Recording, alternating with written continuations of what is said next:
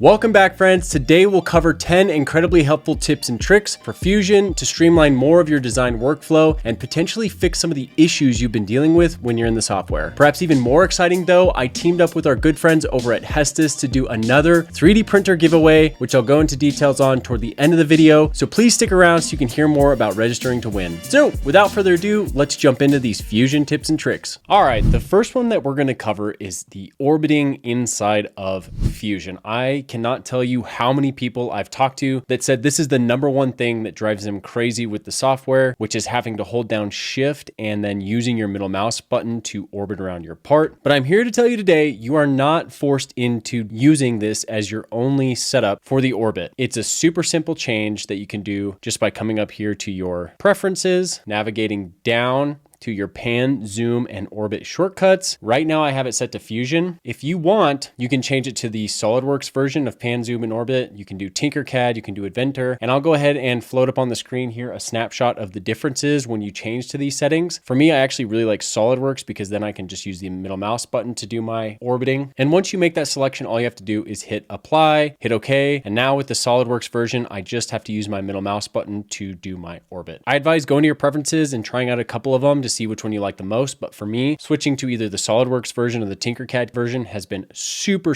helpful. Now, the next one that's on my list, this is something that's actually come up in some comments that I've gotten recently with regards to using the Gridfinity extension. Some people are having an issue with things getting imported and then standing vertically on their build plate. And I'll show you what I mean by that right now. If you come up here to create a new bin, and without even caring about the settings, I'm going to hit OK. And you'll notice that my bin came in standing straight up off of the build plane, which is obviously not ideal. And luckily, this tends to be a really simple fix inside of your preferences as well. So what I'm going to do is go up here to my preferences. Under the general tab, I'm going to scroll down and you'll see this little section that says default modeling orientation. Right now it is set to having my Y axis pointing straight up, which you can see up here in the corner of my view cube. If I change this to Z up, hit apply and hit OK, that will not change anything in an active model that you have. So that is a fair warning. If you're working in a workspace right now and you want it to change to the existing one, I found the easiest way is to actually just scrap whatever model I'm working on and start a new one. So I'm going to go ahead and close that one. I'm not going to save anything. We're going to start a new. Remember, you have to do assembly or hybrid design when you're using the Gridfinity extension. Click on hybrid design, create new. Now you'll see that the Z is actually pointing up for me. And when I go to throw in a new bin, voila, it comes in flat on the XY plane. So hopefully that helps some of you out there in the comments with getting your orientations right. I don't know how that gets changed for some people besides just accidentally kind of flipping it around, but that is the fix for that issue. Another fun one that I've talked about before are things like hotkeys. I actually just recently did a video about some of my favorite hotkeys that I use a lot. What if there's a hotkey that I don't have programmed already that I would like to make a hotkey? The good news is you can create your own custom hotkeys inside of the software as well. For this example, I'm actually just going to go ahead and start a sketch on this face. And a tool that I use a lot is actually the center rectangle here, but you can see that I don't have a hotkey associated with it. An easy way to tell is anything that does have a hotkey has a letter or a combination of modifiers and letters next to it telling you which hotkey is already programmed. So for line, you have the L. For rectangle, I already have R. Down here for dimensions, I already have the D. So if I want to make my own hotkey, this is how I do it. First and foremost, I like to go to the Autodesk desk mat that shows you all the shortcuts that are already created. I'll have this image linked in my description down below so you can go check this out for yourself. But I like to go here first and see, okay, what things are already taken up on the keyboard. And if there's free letters already available like Y, U, G, B, N, I could just take one of those and say that's going to be the letter that I use to program my own hotkey. But fear not, if your letter you had in mind is already taken, you can just add a modifier onto it, which I'll show you how to do with my center rectangle. Jumping back into the software, I'm going to come back up to create while I have an active sketch open. I'm going to go down to the center rectangle. I'm going to navigate over to these three little dots that are on the side of it and click on that. And I'm going to click on change keyboard shortcut. And what's really cool in here is you just select inside of this input box and you actually hit the keys that you want to be your hotkey for this tool. And you can also combine modifiers like Shift, Control, Alt, Option, and Command with whatever alphanumeric key you want as well. So for me, I actually want to make this Command R. So all I do is hit those two keys. It's programmed into this input and I hit OK. Now while I'm in here, I can hit Command R again. I can select the center here and draw it out. And there we go. My center rectangle is now programmed. Now I can do this again for things like a point. I really like using points, especially when making holes. And same thing, the P is already taken by the project command. So I'm just going to come in here, go to my three dots, change keyboard shortcut. I'm going to go Command P,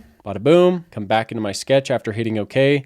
Command P turns on my point tool and I can start dropping points wherever I want. The good news is if you program something and you actually don't like it being programmed to that hotkey, go back to the tool you just created a hotkey for, click on the three little dots again, go back to change keyboard shortcut. You can just hit reset to default, which blanks it out, hit OK again. And now if I hit Command P, nothing happens. If there are tools that you use a lot and you don't want to use your S shortcut key to go find it, that's an easy way to start customizing your own keys for yourself, just to get a little bit more efficiency there. Now, something else that I think is important to talk about is using the hole tool. I think the hole tool is really, really important to use. I will say this, just coming up here and clicking on your hole tool and then plopping it somewhere on here is a little bit of a pain because you have to select your points for where you want to set it. So we'll say 3 there. And then I'll also click this edge and we'll call that, 8. It's a little weird. I'm not super sold on how you do that, but fear not, the better alternative way is actually using points in a sketch to lay out wherever you want all of your holes at. And then you can use that to tell your hole tool where you want different holes to actually live. So to make sense of that, I'm actually going to cancel out of this right now. I'm going to start a sketch, select this top surface, and there's a couple different ways you can define where you want your hole to live at. So one way is just picking a point, plopping them onto your bracket, hitting escape,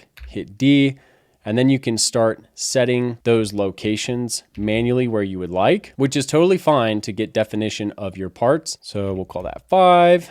And then you can do things like, horizontal, vertical, so that you can line these up. Same with this and this. I think you get the gist of where I'm going. You can start defining points one at a time, which is totally fine. But an even simpler way that I like to do this is actually using multiple relationships to make for quick and easy 4-hole patterns or 8-hole patterns or whatever that are really symmetric. So to do that, I'm actually going to use my center rectangle here and I'm going to hit X so that I can turn it into a construction center rectangle. Click on the center and stretch it out. And we're going to go D. We'll set this to 22. We'll set that one to 15. And now what I can do is actually go up here, grab my points, and I'm just going to set one on each of these corners since I know I want a symmetric pattern laid out just like so. I'm going to hit finish sketch. And while I have that sketch still showing, which if it's not, you can just activate it by turning the eyeball on and off. Now I'm going to come up and click my hole tool and I'm going to select each of those points where I defined them in the sketch. And now I can set those holes all to the same definition at one time. As you can tell, this gets really powerful, especially if you have really large hole layouts. This is the fastest and easiest way to get all of those knocked out at once that I have found so far. Now, just to be kind of cheeky, we'll make these counterbore. We'll actually make these go through the whole plate.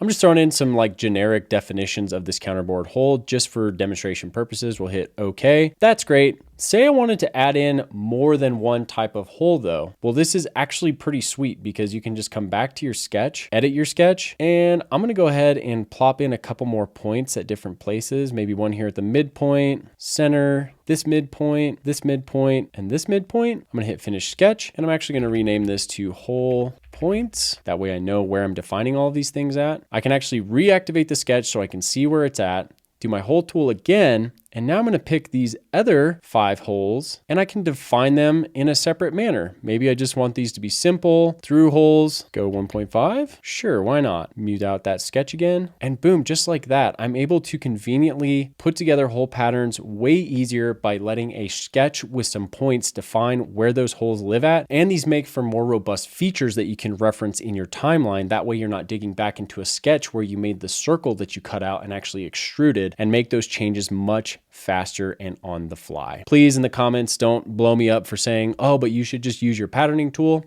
that's totally fine too. There is absolutely nothing wrong with that. This is just a way that I wanted to show people to use it if they wanted to go a separate route to get like crazier combinations for their layouts that they're doing. Now, for this tip, this is actually going to be a pretty quick tip because I have a feeling most people already know how to do this. But for anybody that doesn't, if you're ever working inside of an assembly and you want to just quickly look at only one part and not go through and like manually have to mute out every other part that you have, say I want to look at just this bottom bracket down here that interfaces with the top part of the bracket, I can just come up to that part in my browser, right click on it, and come down here and click on isolate. And what this does is mutes everything out at one time except for that part. That way I can investigate it, check it out, and then I can quickly come back to it, right click again, come all the way back down and hit unisolate to get my entire assembly back. Now, conversely, if you've ever been working on a part or an assembly or whatever kind of model that you have in your workspace, and say you're zooming around, checking stuff out, and then at some point you accidentally kind of,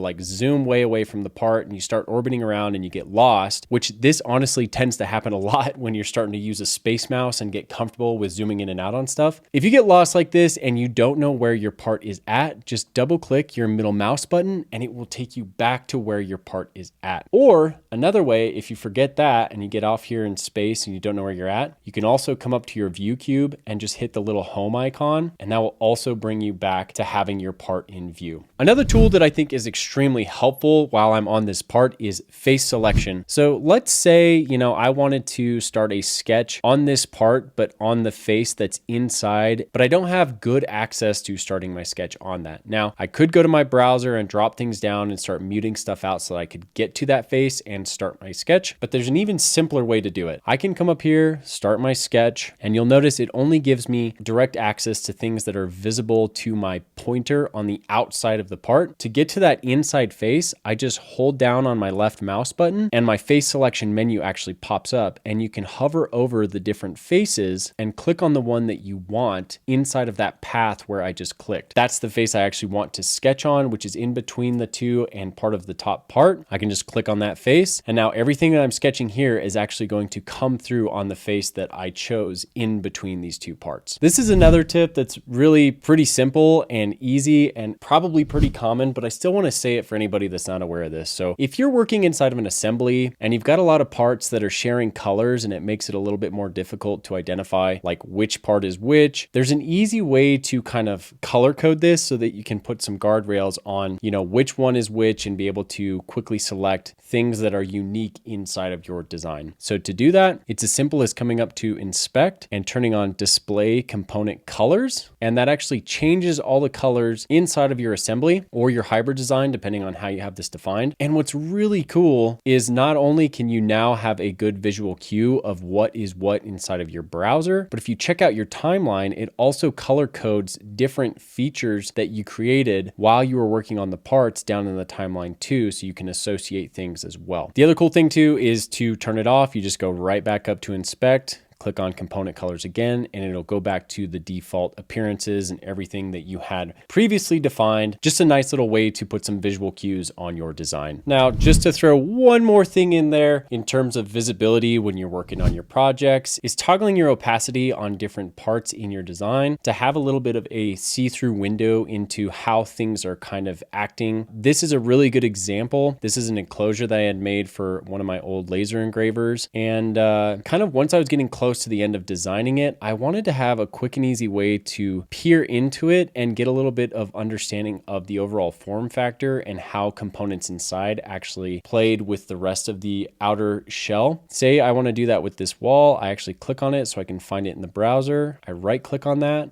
and I can come down to my opacity control, and I'm going to turn it down to about 20%. So it's really faint. That part is still there, but now I can actually look inside of my box and get a good view of how things are sitting inside, how much clearance I have around things. And I can do this to multiple parts. I can go to my rear wall, set that to 20% as well. And I can look at it from a corner angle to see how everything lines up. That looks great. I can actually select multiple of those at one time when I want to turn the opacity opacity back to normal by just clicking on one. Since I'm on a Mac, I'll hold Command and click the other one. I believe that's just Control when you're on Windows. Right click on one of them, go to opacity control, turn it back to 100, and your design is back to normal. So this tip is all about when to model and when not to model. I'll say this as a blanket statement: the fastest way to model anything is to not model it whatsoever. As much as I think there's a ton of value to practice modeling everything that you can, especially early on, there are going to be times in your project where either A, you just do not have enough time to model every little thing, and I think it's highly valuable to spend that time going and sourcing models that already exist if that is not something that you need to have custom made, which leads into point number two with things like fasteners, or in bigger industries, things we call COTS, which is commercial off-the-shelf items that you're just going to buy anyway. If you're employed to be designing, there is not a ton of value in having you remodel something from scratch if you can get that model from the vendor directly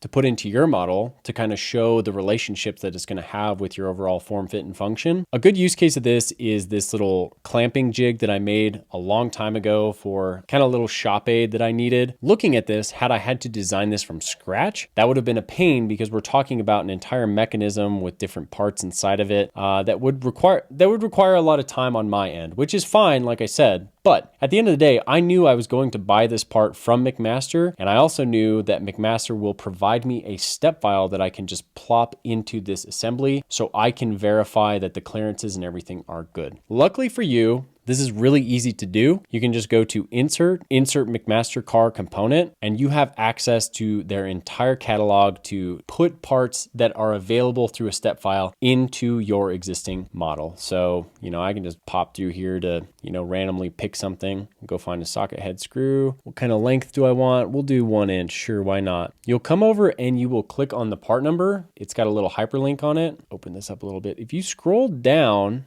when it pulls up the part kind of detail, the little snapshot window of what you got, it's got a little CAD drop down thing here, and you can click on 3D step and 3D step no threads. I'll go ahead and hit download. It'll just kind of bring the part in generically to plop it in space, which honestly you can leave it wherever you want because then you can define it with some joints. And there you go. You can now assemble this into the rest of your assembly and kind of get a really quick and easy way to put something together with a lot of parts that you did not have to model from scratch yourself. All right, now that we've gone through all the tips and tricks, let's go over this 3D printer giveaway. I'm super excited. I love giveaways. I think this is great for the community. Once again, this is being sponsored by Hestis. They reached out to me. They did not ask for a plug about them or anything to do with their software. This is a thank you to you and everybody else like you that's been watching my videos and using their software to help them develop it and get it more mature, to be really user-friendly and to actually help users inside of Fusion to get faster and more efficient at making accurate designs.